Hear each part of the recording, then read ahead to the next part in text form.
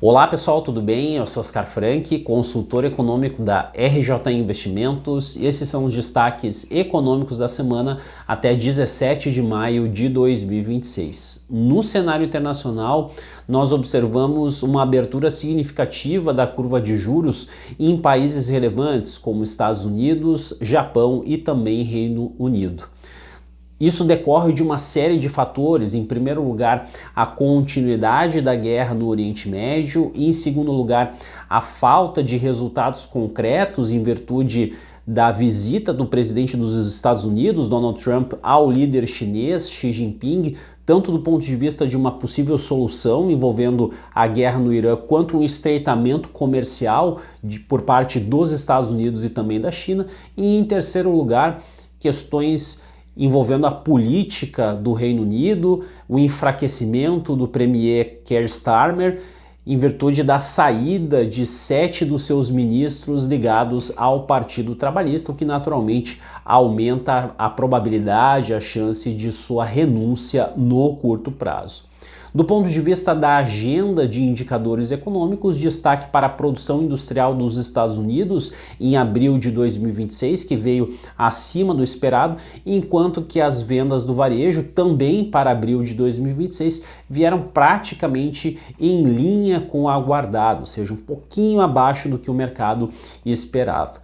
De uma maneira geral, nós temos sinais e evidências de resiliência por parte do crescimento do nível de atividade americano, mas é bem verdade que também existem sinais de um certo arrefecimento por parte do consumo das famílias, que é o principal motor do PIB dos Estados Unidos.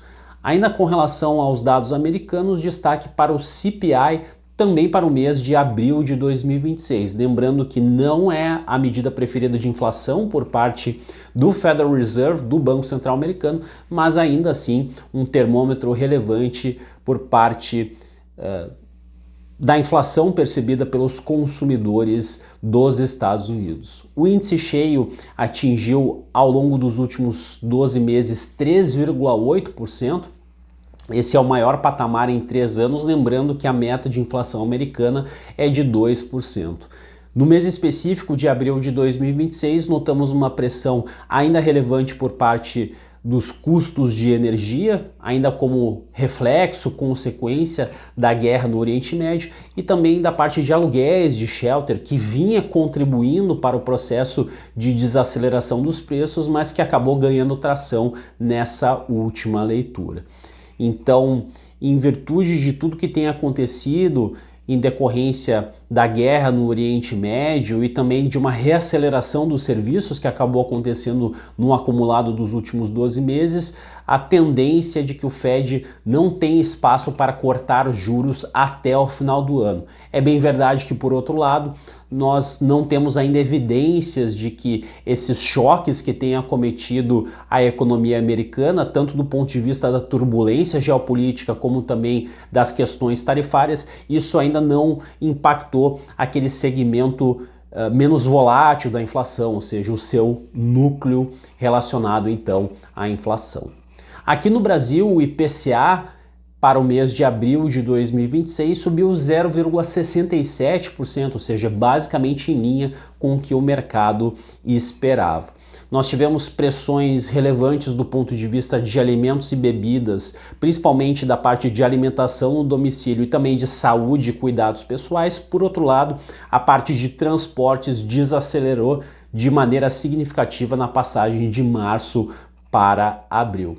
No entanto, o que traz preocupação do ponto de vista da política monetária é a deterioração que aconteceu considerando as aberturas por dentro, ou seja, os recortes qualitativos que são mais sensíveis aos movimentos de alta e de baixa da produção e do emprego. Então, tanto a média dos 5 núcleos acompanhados pelo Banco Central, como também os serviços subjacentes, vieram piores do que o mercado aguardava. Então, isso reforça a tendência, a perspectiva de cautela por parte do Copom em suas próximas decisões envolvendo a taxa Selic, a taxa básica de juros aqui no país. E para finalizar, nós tivemos por parte do IBGE a revelação tanto das vendas do varejo quanto da atividade dos serviços para o mês de março de 2026.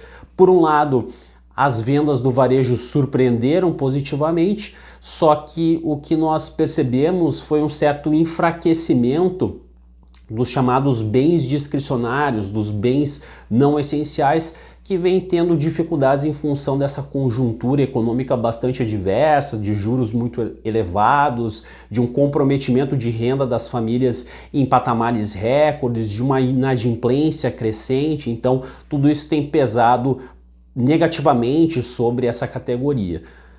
Em contrapartida, os serviços surpreenderam muito negativamente. Nós tivemos uma queda de 1,2% contra fevereiro, depois do ajuste sazonal, inclusive abaixo do piso das estimativas do mercado, que era de menos 0,6%.